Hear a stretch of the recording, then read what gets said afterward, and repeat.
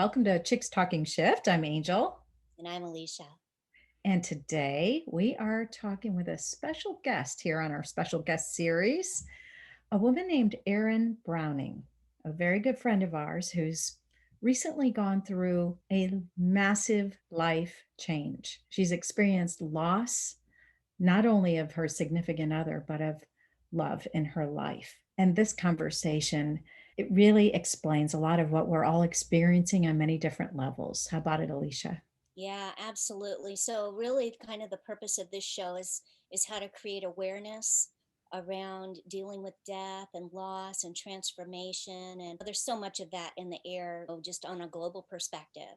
And so I think it's a really, really important show. We talk a lot about what support is like when you go through this type of loss, self care during a time of crisis. And we also talk about pity parties that come around with big loss and grief, and working through a sense of victimization and practicing self-love, and really kind of continuing just to show up in the hardship, as well as dealing with social expectations through loss. Really great conversation.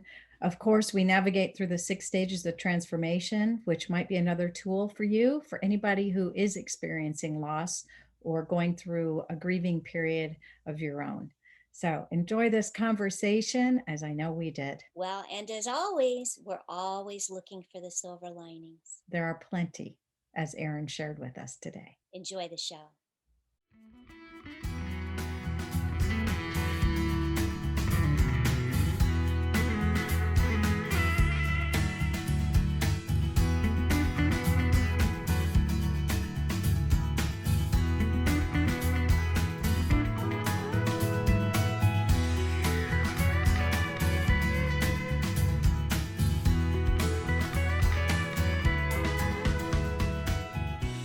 Hello, everybody. Welcome back to Chicks Talking Shift. I'm Angel Carlton. And I'm Alicia Rice. And Alicia, you are in the light today. Look at you. I am. Look at that. I'll probably fade in and out. It's a bit of a partly cloudy day, so there'll be a little bit of this and that. Today, we have one of our really good friends with us on our special guest series. And we're talking about a topic that many of us can relate to, especially after enduring the year 2020. And that is the feeling of loss, the feeling of grief, and even death. How about that, Alicia? It's something that a lot of people are dealing with on a lot of different levels, whether they've had a loved one that's passed recently, whether due to COVID or something else, or but the truth is, I mean, most of us have suffered a sense of loss and grief since the pandemic, because so much has changed so very rapidly. So I think it's probably a topic that most people will be able to relate to. I totally agree. We've all experienced some level of loss, and we'll be able to relate to Erin's story in our own lives in some way. So let's go ahead and introduce our guest. Hello, Erin. Welcome to Chicks Talking Shift. Hi, Erin. Hello. Hey, how are you? All right. How about yourself? Good, Well, good. we're so happy you're here. We are. Thank you for having me. It's been really, really cool to learn about your story and how you have beautifully and so eloquently shared it on Facebook and social media. It feels like a book in the making. I just want to say thank you for having the courage to share your story, and especially with us today. So, Alicia, you want to tell our listeners, our guests, a little bit about our special guest today? Oh, definitely. This is one of the loves of my life right here. She's one of my girls.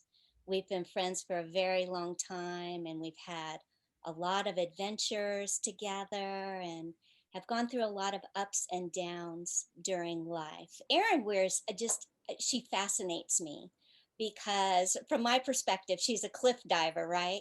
She's one of those chicks that when her heart calls her to something, she just jumps and figures that she's going to be able to deal with anything, no matter what's waiting on her on the other side for her. And I so admire that about her. She's got a really really textured background. She's got a master's in as a speech pathologist. I've known her to be a national speaker educating medical professionals and others on differently wired brains, aging, dementia, kids with autism and ADHD. And she does this work so beautifully because she's such a heart centered person. And so, Angel, I think one time you might have done a little bit of numerology on her, and she was what, a nine, which I think you said is a humanitarian, which I Yeah, think totally suits her. exactly. It fits her to a T. And I've had the honor of meeting Erin on a couple of different occasions on our Goddess Girl retreats that you've actually organized, Alicia. So I have had some really cool moments with you, Erin, and that I cherish. So you are the ultimate humanitarian and animal lover, people lover, lover of life, huge heart, and we're just ecstatic that you're here. So what are you up to these days? What have you been doing? So it's funny as you talk about that, as you describe the number nine and the humanitarian, I laugh a little bit because when I went to send you all my bio, I was like, what? What is this? If you would have asked me that, say, 7 weeks ago, I would have said, oh no, that's my bio. One of the things that I've said for years is when I solely operated as a speech pathologist, I would say I'm a people therapist. A lot of times people specialize in pediatrics or adults or one particular thing. And I said, that's not really me. So I'm very much a people person. Not that I'm an extrovert, but that I really want to make a difference for people. That's where my heart lies. So I've recently entered into the 2 year educational experience and became an Ayurvedic health counselor. So I do some work in traditional Ayurveda, but I also really specialize more in breath work and one on one sessions with that. I have said, because Ayurveda and yoga go hand in hand. Mhm. And everybody says, well, what kind of yoga do you do? And I said, I've been really busy with the yoga of life. That has been my blanket statement for years now. I've been very busy, and I do also practice yoga, but I don't have like a set thing. So that is difficult to talk about sometimes. But currently, what I'm doing, I still have my foot in the world of speech pathology a bit, and I have been fortunate enough to build a caseload of patients that I really feel like I can make a great difference with. I work in a rural community, and that has worked out beautifully for me. But largely, my work at this point is breath work and Ayurveda on a one on one level. Again, if you would have asked me 8 weeks ago, I would have told you that I was getting ready to launch online courses. What has happened is number one, COVID came and my courses had to get revamped because they were totally irrelevant when you're dealing with courses about self care and you don't even address the fact that our whole world has been flip flopped. That doesn't make sense. So I had to scrap where I was, start over. And then, 7 weeks ago, my partner passed. So now those courses are irrelevant to me. Maybe someday they will be on the forefront of what I'm doing, but right now I am healing myself first and foremost and taking care of myself and also serving. And the way I'm serving is through one on one sessions with people who want to go deeper into breath work that's Ayurvedically inspired. Everything that you just said really pertains to the shift because you are right in the middle of it. Not just the collective shift that we're all going through, but really on a very deeply personal level. So that's one of the things that you refer to as that life recently threw you a curveball. So do you want to share a little bit about what your recent experience has been that shook the ground underneath your feet and brought you to a place of reevaluating and really nurturing yourself first and foremost before even your professional life? 7 weeks ago now, I went to work. It was a normal day. It was December 7th. Everything seemed all right, had a good day. I texted my significant other, and we were not married. He was my life partner. We had been together 5 years and we lived together. So I texted him on my way home, what do you want to do for dinner? We'll talk about it when you get home. Everything seemed fine. I came home. We had some conversation. We went out for a nice meal. We ate Mexican food. We had a margarita. We came home. We watched reality TV. I'm obsessed with Kate Chastain. We had a great evening. We were intimate. We had good conversation. We had a beautiful evening together. And he made, like I said, in hindsight, he made one comment that he had some indigestion and maybe we shouldn't eat Mexican food again. But that isn't the thing that generally pushes one to go to the ER because you have a little indigestion, especially with no major history of heart disease. He went to bed. I came into bed a little later. He was still awake or woke up. I don't know. But we said our good nights and our I love yous and hugged and kissed. And he said, if I'm not comfortable and I toss and turn because my stomach is upset, then I'm going to go to the couch. And about 45 minutes later, I heard and I'm going to call it a moan because I don't have a word for it, but it is a guttural sound. And I woke, immediately went into the living room and found him at that point unconscious. I went to him and started, to shake him, I think screaming, Dave, Dave, realized I needed to call 911. So I grabbed my phone, called 911, and then proceeded to pull him off the couch onto our floor. And Dave was a big man. So I'm 5'3", if I'm giving myself a little extra credit. And he was, 6'3", 200 and some odd pounds. And I pulled him onto the floor and began CPR. And it didn't work. When I reflect upon this and get out of like the minutia of what happened in those moments, there was something a little bit bigger at play. I knew very clearly that this wasn't going to work. I tried. The EMTs came very quickly. They tried. I knew the entire time. At one point, I even said, how long are you guys going to keep doing this to him? Because it was just super clear to me that it wasn't, that he had transitioned. yeah, Clearly. out of that, the details of just the evening, something bigger at play. It was very clear. Like there was no iffiness about it. And in that loss, there's been a moment where I've realized too, he would have been a horrible patient. He would have been a horrible person, differently abled person. He lived this huge, full, very physical, very communicative. And I can't imagine how he would have coped with any of them very well. Erin, do you mind me asking about your feelings at that time? CPR, paramedics, the realization he's gone.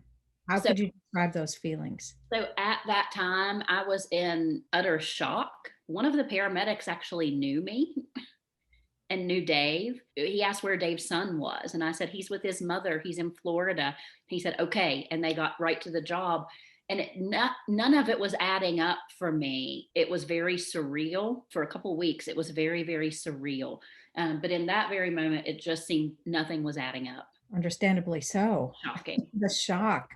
And you knew in some way your life will never be the same from that point. Yeah. That's an instantaneous feeling, I think, that hit me was now what? I mean, in fact, in the hours after, I went and told Dave's mother what had happened.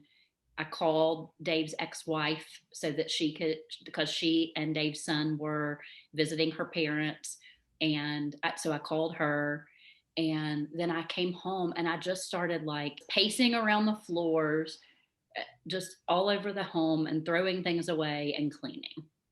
That's I do that to avoid things. I clean. I don't know why that's my go-to thing. But yes, isn't that strange? It's like we have to occupy ourselves because there's this void. We don't know how to fill it. We've never experienced this void before, it's an incredibly awkward Yeah. place. And there's no right or wrong, rhyme or reason when Right. that occurs. So, as a conscious woman, which you are, and a well seasoned practitioner, this obviously has put you into a state of overwhelm at this point. Mm. And it's really difficult to function in that place. But what surprised you? Two things surprised me. The first thing that surprised me was my immediate tendency to buck self care. I mean, I even said to a friend, self care is bullshit. Now, mind you, if you go look at my Instagram, I've talked about self care for 2 years. And I this is such bullshit. No self care. There is no such thing as self care. What I realized was, and I did not know this at the time, but what I realized was I had practiced self care when life was easier. Ah, And so all of these things are now automatic. The ah, things that yeah. were sustaining me were coming a little bit easier. Like I knew I needed to walk a lot. That became a thing that I did to care for myself. And I'll lead into the second thing here in just a second. But like I knew I needed to drink water, like hydrate, walk, move my body, sleep. I knew I needed to do certain things and they were paramount to my well-being, but it was not breathe. I needed to breathe. And I found myself not being able to do the breathwork practice. So I found myself like a horse. You know how a horse goes? Yeah. That's what I was doing. I was just breathing like a horse. And Yeah. I've learned over time in some of my work that they do that. The horses do that to regulate themselves. Ah, That's what they're doing is regulating their system. So I was like in the animal of my body so much that the thought of self-care just didn't compute. look, it's so interesting, Erin, because everything that you mentioned is very, very basic survival things. What it feels like to me is all the fluff about how we have a tendency to think about self care sometimes, the Yes. bubble baths, all of that sort of thing, all of that really falls away because you're just in survival mode. And I'm resilient enough to make it. Yeah. That it's a brilliant design. We Yeah. humans are brilliantly designed. Yeah. The other thing that surprised me greatly was I had this outpouring of support that I did not anticipate. I was just blown away. And so, for people who don't have that, I don't know how they get through. There's got to be some source of support. That it was amazing to me how much support I had from friends, from community, from David's friends, from my family. You know, I had a friend, we'd only been in physical presence with one another 3 times ever. Mhm. She stopped and came to my house for a week because she felt like our culture doesn't do that. We do a quick funeral, we do a viewing, and we go back to life. 3 days bereavement leave. Right. And she said in so many other cultures that it's at least a full week. And so that was a huge outpouring of support. I don't know what I would have done without it. Let me say, I've not lost anybody. I haven't lost anybody real close to me. So I'm kind of naive as far as death and loss and grief, and even how to try to support others, not having any of my own experience to tap into. And so you talk about a circle of women surrounding you.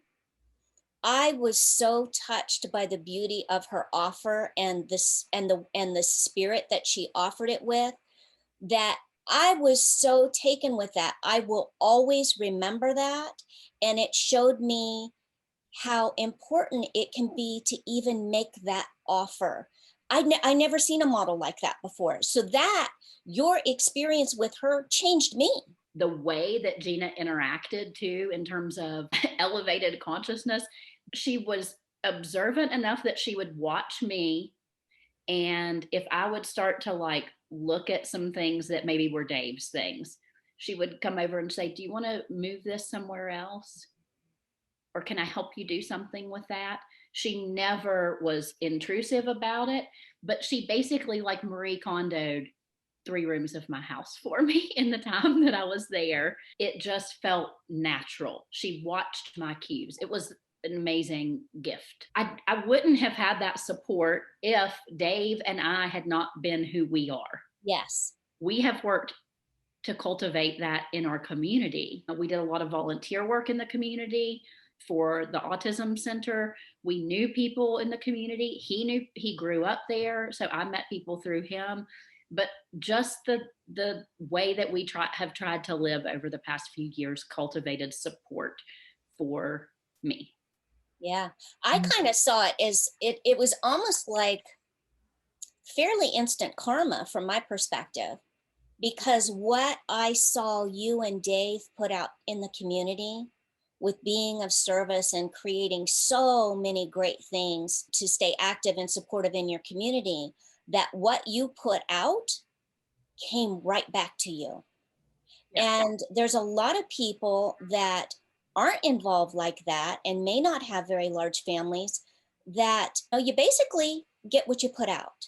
And so that was one of the things that was really obvious to me very quickly with your circumstance, is that with all the love and the attention and educating people and the presence that you guys put in the community, it was right there back supporting you Yeah. when you most needed it. And you didn't have any idea that loss was coming, and so to see that come back so quickly had to feel very like you were cocooned. Yeah, it was love again. A Love. different kind of love, but love.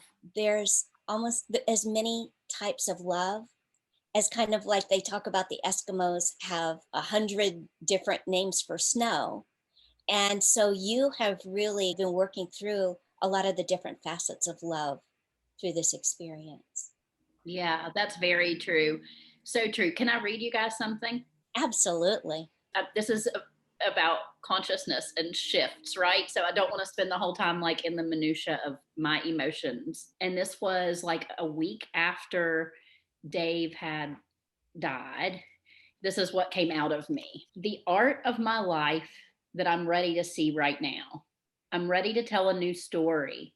It's time to get clear on my lack of brokenness, my wholeness as a human because of being loved and accepted with faults. I am done writing that old story of hurt and pain that came from mistreatment from another time. That caused me to feel less than. This old story is no longer allowed to flow through me or flow from me. I am here. I'm ready. I'm willing to believe that the entirety of me is valuable and lovable. I accept and I allow Dave's love to be sufficient, and I know that it fed me perfectly for so long. The infinite love of God carried it all. To love and be fully loved is here, even as it's gone from my life in this moment in time. Now there's just more. I can experience a different way of being, of loving myself, and I can feel certain in the wildness of the unknown. There is more to come for me. I don't know what, but in this chaos, there is a stability that cannot be lost, knowing the love that he and I shared. Wow. Wow. That is so beautiful. Yeah. That is so beautiful. And that was a week after he died, and it was the first time I'd put pen to paper. Now, let me be super clear. That is not where my head is every minute of every day. Yeah. But I go back to that. That's where I circle back and I circle back, and it's a conscious practice to circle back to that love. It's a practice. Healing in itself is a practice.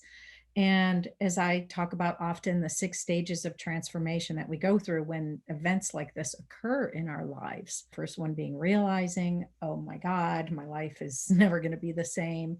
The second one is releasing. In your case, huge release took place and loss. And now you're clearly in this rebounding stage, which is what we all go through during times of change, whether the change is good, bad, however you want to label it. And so in this rebounding stage, Erin, what are some of the practices? Because I noticed in your writing is very healing. It's like reading this beautiful love story novel. What you just read to us was incredible. What other practices are you adopting for the self-care that you're that you decided is The self-care that's that's terrible. right? Exactly. One of the things is clearly to remind myself, and I actually have a visual reminder that I wrote and I put on my mirror that says, this is not linear.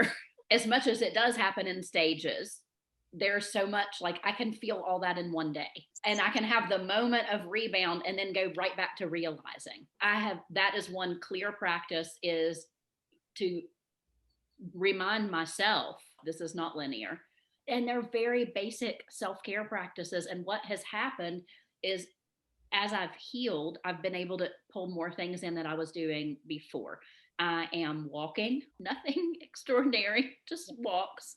I am writing, and I tend to set intention that I'm going to try to be as present with Dave as I can be when I write, and I do that every morning. Now, if you are looking at my social media, I don't generally write and then immediately put it on social media, because I try to make a practice not to be on social media when I am emotionally charged.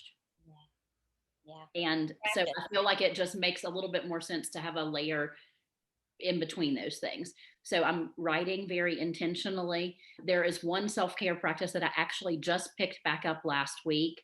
Again, it was one of those things that I had learned long ago. It's called Abhyanga, and that is an Ayurvedic practice. It's been very difficult to get warm, so I got some specific oil that helps with invigorating pitta, or that fire in you, and helps kind of increase the warmth. And I'd massage my own body head to toe and just basically bathe myself in love with that oil, That's and beautiful. then leave it on for about an hour and then shower it off. But They're super simple practices. Lemon water with a little bit of coconut oil in it. And then I added in turmeric last week too, to decrease inflammation. You know, those have been like the key practices, and connecting, like allowing myself to connect and ask for connection if I need it with friends, even when we are in a weird time in our world, just reaching out as needed. And I remember just speaking with you shortly after all of this occurred. You were talking about doing yoga. This Oh, need to, oh, I need to do yoga. I need to do, but all you can do in your yoga practice was simply just lay there. yeah, And I cried. I just laid and cried. yeah. yes, and that was beautiful, because that is a form of yoga as well. Yeah. Yeah. I came and stayed with you for a little while, and we talked about the fact that you're a real on it kind of chick. Oh, you're a businesswoman, you're an entrepreneur, and you've got a busy life. And so you're used to just navigating your life however you need to. But one of the things that you talked about was that it felt like your brain just wasn't Oh, working, and the fact that you're not a list maker traditionally, but you had to make lists to make sure that everything was dealt with, because you weren't feeling so secure that you would just be able to remember it. yeah, simple stuff. I mean, I've always been able to function at a level where I don't have to like write down every email I need to send. I know a lot of people do that and have those checklists, but that has not been a way I've ever operated in the world. And I started having to do that. I set an alarm in my phone to give my dogs their medicine, because Yeah. I was afraid I was going to forget to give the dogs the medicine. Yeah. Yeah, And great. one thing that was super helpful when you came and stayed with me, Alicia, you came with like a toolbox of, let's do these things. And some of the things that we did were really highly spiritual things, and some were like spiritual, but we just watched a movie. Yeah. And that was helpful because I was in this space of not even like turning on the television. I felt more normal that week than I had in a while. So if someone's watching this or listening to this and they are supporting someone dealing with grief and loss, having some tools in your toolbox is not a bad idea. Well, Yeah. and the thing was is that when I came up, I had no intention whatsoever except to love you and support you and be with you wherever you were. I came as a space holder because that's holding space is one of my superpowers. So I knew that I would be seeking spirit while I was there, and just observing you and where you were. I didn't have any intention of pulling you out of the grief and your process, but as I was there, some things started bubbling up in me that felt like they could enhance your process, to meet you where you were, and something that would feed you and nourish your spirit and your mind, maybe in different ways. I cherish that time that we were together. Alicia doing what she does best. You really do bring a lot of gifts to the table, and that is definitely one of your superpowers, is just knowing the right thing to be for people. Just beautiful. One of the things that I've learned, when someone passes that's really close to somebody, to be a support system for them is just to try to do regular check-ins. It got to the point with Erin, when I was checking in with her, the common phrase of, "So how you doing today?" That wasn't appropriate, because I knew she was all over the map. Oh, I mean, one minute she can be okay, the next minute she can't be. But I was trying to figure out, how do I check in with her without asking for all of the complexity and the textured things that she was feeling. But I really, more than anything, was trying to take the temperature of, how are you today? And so one of the things we came up with is, just so when I say how are you, just give me a 1 to 10.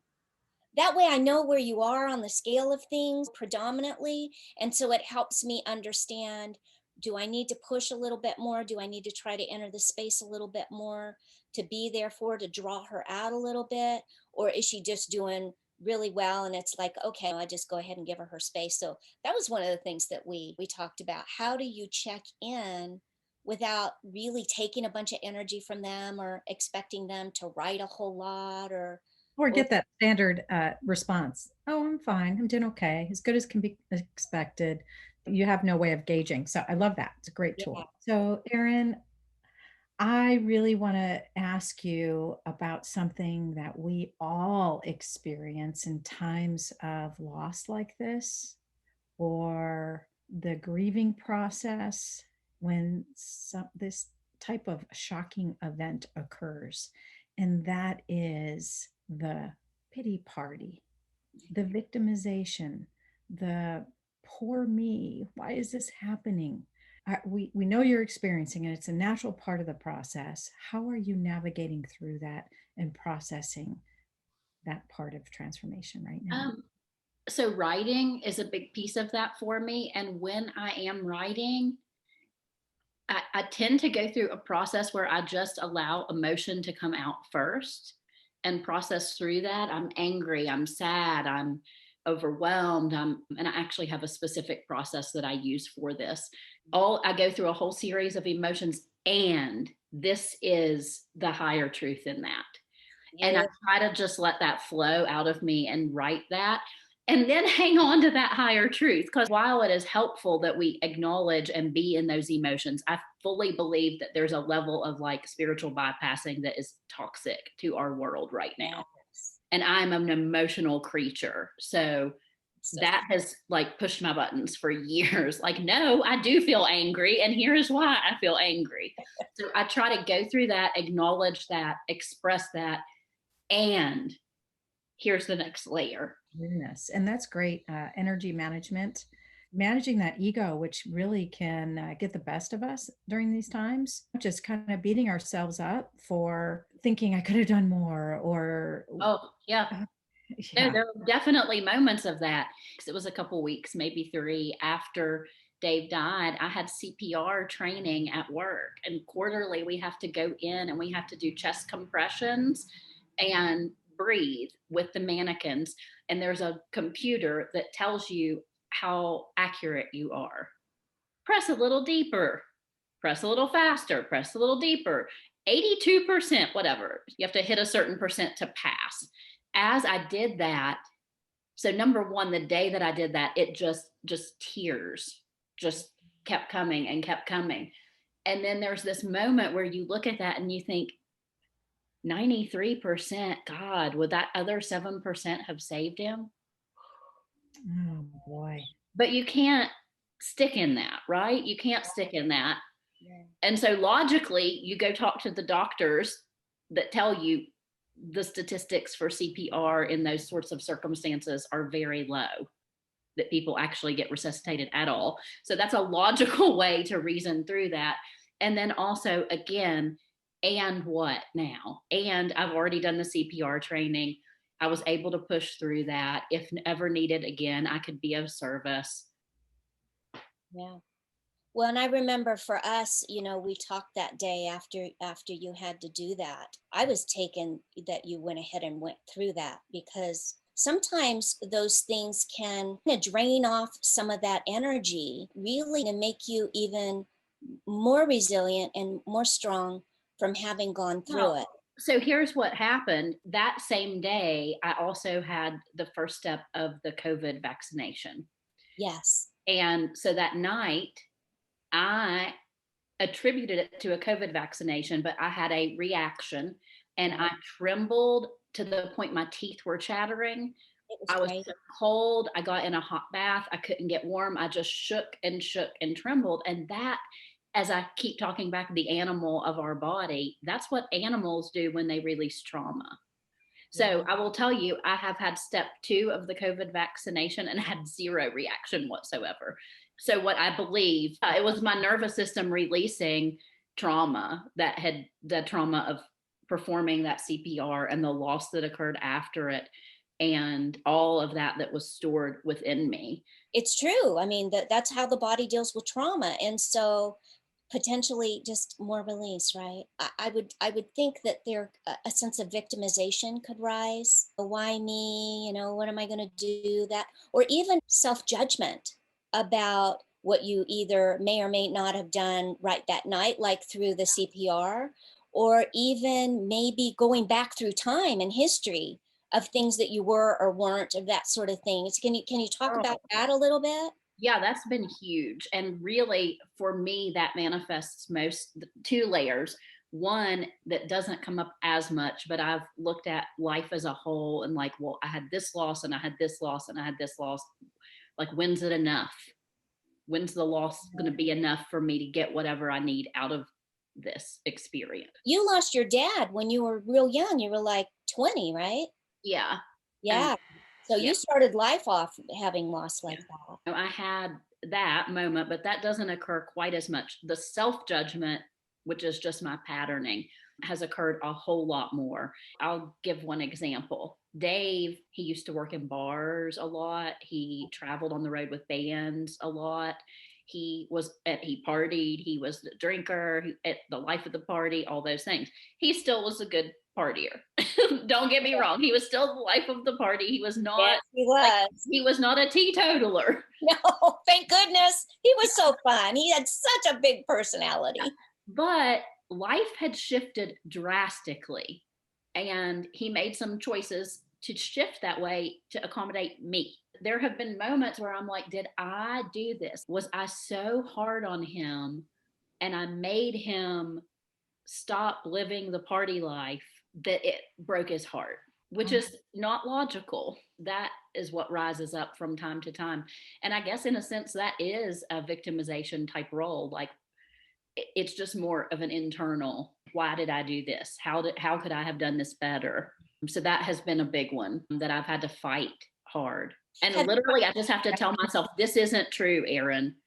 Stop it. It's not true. He told you this wasn't true. I asked him this when he was alive. Do you miss that? And he would say, oh my God, are you an idiot? Of course, nobody wants to live like that. Nobody wants to spend every evening in the bar. No, I don't miss it. It's always a good thing to hold up the mirror and ask yourself, how did I play a role in Yeah. this event that is changing my life?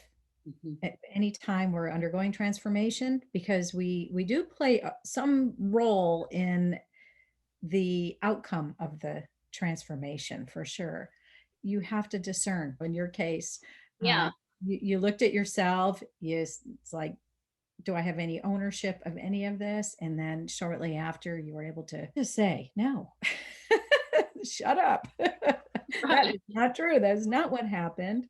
and good for you. There's one other thing I'd like to talk with you all about because I think women often tend to be fixers. So the night that Dave died at dinner, we talked about this first.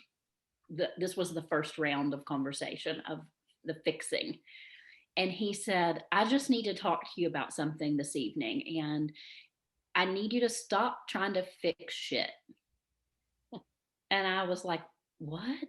And he said, darling, I'm a grown man. If I can't find the socks that I want, because this was an example that had happened, he wanted a particular pair of skiing socks. I knew where they were. He didn't know where they were. And I'm scrambling around trying to find them. He said, I'm a grown man. It is my job to know where my socks are, not yours.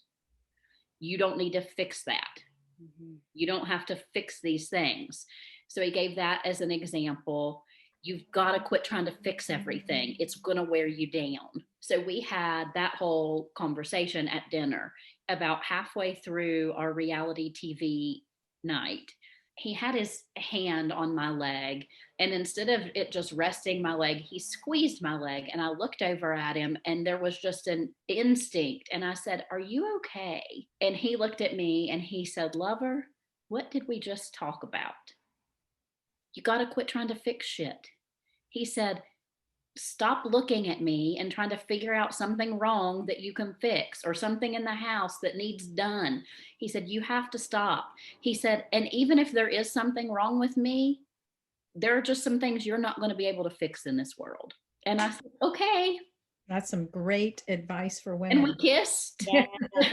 We put our energy into so many things that really are not our responsibility. We have better places to put our energy. It's so true. Around death, there's a lot of tradition and there's a lot of social expectation, both from the tradition of obituary and funerals and things related to that. And Erin, you mentioned the fact that you lost your significant other. One of the things that I've learned through your experience in having to write an obituary, when you're, a full-grown adult, calling someone a boyfriend when you live together and you've got a deep relationship and you're a little bit older, it doesn't feel like it honors the relationship quite as much as it should. What I've learned from you is the fact that when you go to write the obituary or when you go to talk to people about it, especially people that don't know, there's no good term for how to refer to your partner. I mean,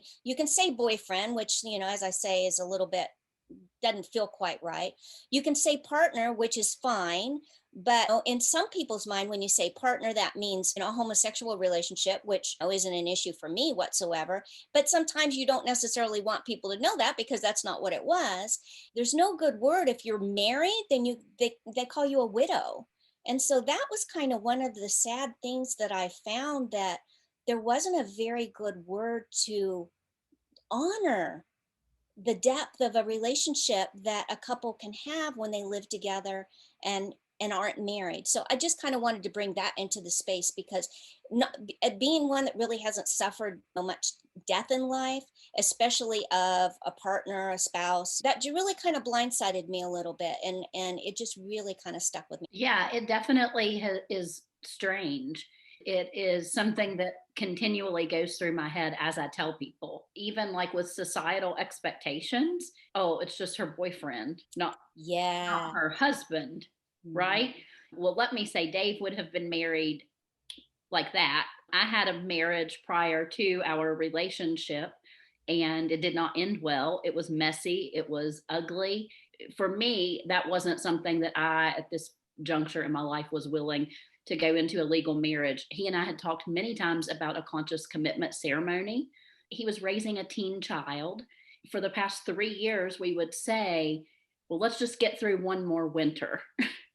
Let's just get through one more winter, because children tend to take up a lot of space. The kid was 13, 14, 15. There's a lot happening. And that was the priority. That's what we said every year. So we didn't get married for a variety of reasons, but it's definitely odd. There should be better language for it, but I don't have that language. Someone smarter than me has to make that up. Even social expectations about how we're supposed to grieve. Oh yeah, I've had a lot of expectations about being quieter in grief.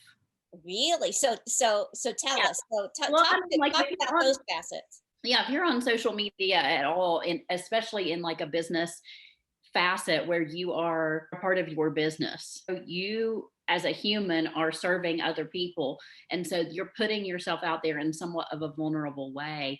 So there's definitely always nonsensical people who are going to tell you to be quiet. That's a big one. Don't be loud about this. Why are you sharing your grief? I even got a message last night from, it was actually an affirmative message, but it was from a girl who told me that someone, after her mother had died, this person like called her on the carpet and said, "That's all you post about anymore. You might want to reconsider what you're posting." And the girl was like, "What?" And she said, so for her, it was like this whole reversal of her saying, "I'm so thankful to see you posting because it makes me feel okay that I think these things." Yes. Well, almost through your example, you're giving her permission. Yeah. So that has been a thing with the societal expectations. Going back to work has been really tough. I don't know if it's what other people expect or if it's what I expect of myself. I haven't been able to discern that yet. But just the re entering normal life, because it keeps going. And I remembered that from when my dad died. But again, I was 20 and that life was very different at 20 than at 41. I remembered that I felt very much like at a certain point I wasn't done with this, but everybody else seemed to be. Yeah, you're in a bit of for a period of time standstill, and then as you're out of standstill kind of going through slow motion, but yet the world's still going regular speed out there. And you know, other people have grief too. It's been another difficult thing is to watch other people in the world grieve and sometimes expect me to help hold their grief. Like there have been many grown men crying, Yes. which is fine and difficult. So it's a very interesting dynamic because we all experience loss differently. Yes. I think sometimes there's a misconception that we're, even though we're losing the same thing, that we are experiencing it the same way. Definitely an individual thing to go through grief. It's not something you can really experience with other people. It is a internal process that has to take place. It's easier when other people are around, but everybody does handle it differently. We go through Well, grief in our own way. It could be humor, laughter. People like to laugh things off to make themselves feel better. Just somewhere to put that energy yeah. is really what that process is all about. I had someone send me a message and she said she's a few years out from the death of her spouse. And she said, "I didn't realize what a bitch I had been to my friends until like 2 years down the road." And she said, "It's just because I had all this love and this loss and nowhere to put that energy. And it came out as just mean to her friends." She was like, "I've had to go back and apologize to all my friends because I didn't even realize I was doing that." Well, it's one of the signs of grief, right? I mean, irritability, anger, shock, numbness, sadness, anxiety, difficulty concentrating. I mean, all of those things, and they're going to manifest in each one of us in different ways. And so it's not lost on me that because of the pandemic and because the way it has shifted so many things, you're on the micro level, the personal level with loss, but yet there's also, like you referenced, there's kind of an umbrella of grief and loss right now, I think, that going on, in our country, going on globally. And so there's a collective loss and a certain grief that we're all experiencing, from the loss of normalcy, our typical routines, and the rhythms of our life that grounded us and gave us comfort before. Very similar in your way, like you had a routine while Dave was alive, and then all of a sudden that's interrupted, and then special events, weddings, concerts, travel, all of these traditions. There doesn't seem to be any certainty landing yet as far as where we're headed, how we're going to get there.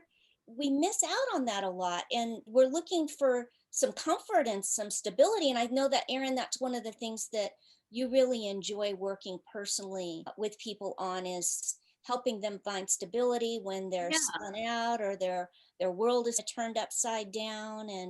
And so if there's really kind of an above so below, and as below so above right now, isn't there? Yes, that's fascinating. That is work I do. I'm doing a lot for myself right now Yeah. of calming the nervous system. And I'm a full believer that you have to get to a point of steady before you can experience true joy. But to really feel like that joy that lights you up from the inside out, I think there has to be a level of stability and steadiness internally before you can get to that piece. What is so powerful is that there are still moments where I can find that stability, even in this chaos. And that's the gift. Yes. That's the whole point of the rebound stage. And you're right, you said it earlier. It's not linear. You don't go Yep. from one to the next to the next to the next. It is a cycle, and you spiral up and down this cycle of change constantly.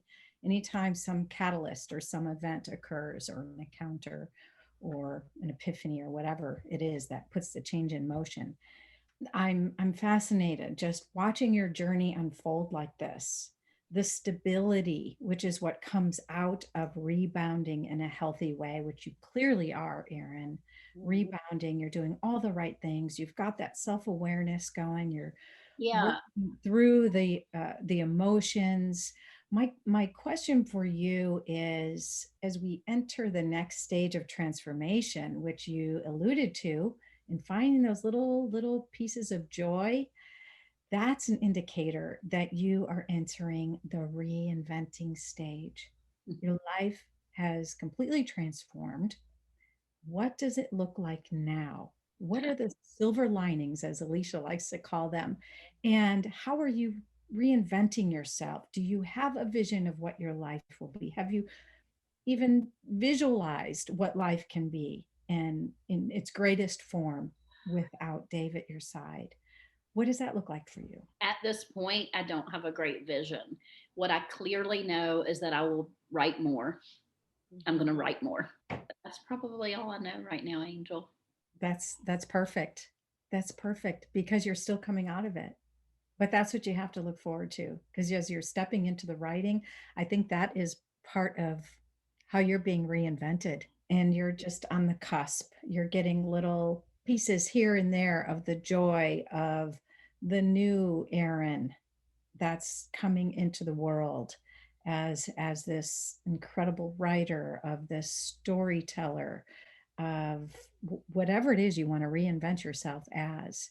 But that's what you have to look forward to as you go into that next stage of resurrecting to this highest self of who you are. Dave is still at your side. He's not physically with you. You can't hug him and hold him and laugh with him. Well, you can. You just can't hear his laugh, but his energy is just always there. And I firmly believe that. I firmly believe that as a highly spiritual being, and have been studying the human spirit for forever, just been fascinated with it since I was a child. I have a pretty good understanding of it. But from reinventing yourself to resurrecting to your higher self, and then the final stage being respond, which is the responsibility to give back, which I feel like you are already doing. You're already, just by sharing your story with Alicia and I, you are helping others heal through their loss and through helping them through their grief. So you're already undertaking this responsibility of giving back, paying it forward, using your story to help others. So thank you so much for being a part of Chicks Talking Shift and sharing your story, Erin. This has been absolutely incredible. What closing thoughts do you have, or takeaways, in addition to all the great stuff that you've already shared with us? All of the loss and all of the grief that we individually and collectively encounter in our lifetime, we are so resilient as humans. Sometimes hearing someone else's story is a perfect reminder of that resilience that we share as a common bond, really. And I think that that is just something during this particular time on earth that we can hold on to, as we've got this.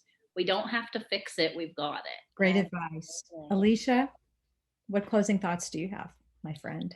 Well, I'll tell you, I mean, one of the things that Erin's reflected back to me so well over time is, I think one of her favorite phrases is get in it. Oh, that is And fun. it is. And the thing that I've really learned from you, especially through this, Erin, is it's one thing to get in it when life's flowing along and you're building on it and the days are sunshiny and you've got your comfort and your routines and your self-care and all that. But what you have shown me is that you get in it, especially when things are difficult and Mhm. when things get rough and life gets kind of messy. And so that's been, I think, one of the gifts that I've seen through you on social media, that it seems that a lot of other people are seeing as well, is that, first of all, you're such a fabulous writer. Definitely keep writing, because you have one amazing gift there, sister. And because you are such an emotional person, you lead with your heart. You always have, and you feel so deeply, and you love so very, very deeply. And so the thing that really comes through in your writing is your authenticity, and there is a deep sense of vulnerability. And when you talked earlier about people, mentioning to other people, well, how long are you going to post that on social media? That's all you post about anymore. It's very difficult to be vulnerable in that environment, especially these days, and also to show up with such an authentic voice. And so for me, that's been one of my takeaways from you, is that you hold up a mirror to me and help me question myself. How can I show up with more authenticity? And how can I really tap into my sense of vulnerability, especially when I'm not feeling vulnerable? But how can I touch that place a little bit more? Because I think that's where our bonds and our connections come as you as humans. And so I so deeply appreciate that you have stepped into that space where many other people might not necessarily understand why, but it's a difficult place to be in. You're in a very Brene Brown space right now. And it's very, very magnetic. And I think just visiting your story and what your process is, and kind of how you bring that yin and that yang to the surface, and the fact that you'll go in these dark places and these shadowy places and these painful places, but at the same time you're working the other side, right? You're trying your best to come out with the silver linings. And even though this can be true, you're trying your best to act from this place. And so, mad props to you, sister. It's not an easy path that you're walking, but you're doing it with so much elegance and grace. I hope you realize that, because I think that it's salve on a lot of people's souls. Well said. Wow, beautiful. I ran into an interesting quote that it feels very true to me, and it says, "When you come out of the storm, you won't be the same person who walked in." That's what the storm is all about. It is. You think about a stone that's been tumbled through the storm, it gets smoother and smoother. Ah, And that's what's happening with many of us, as you said earlier, on the macro level. We're all going through this massive storm. Smoother on the other side. I think we're all in the rebounding stage, right there with you, Erin. Learning how to reinvent ourselves now, because life is certainly not going to be the same for many of us, and your life has added another layer to that level of loss. So, thank you again for sharing your story.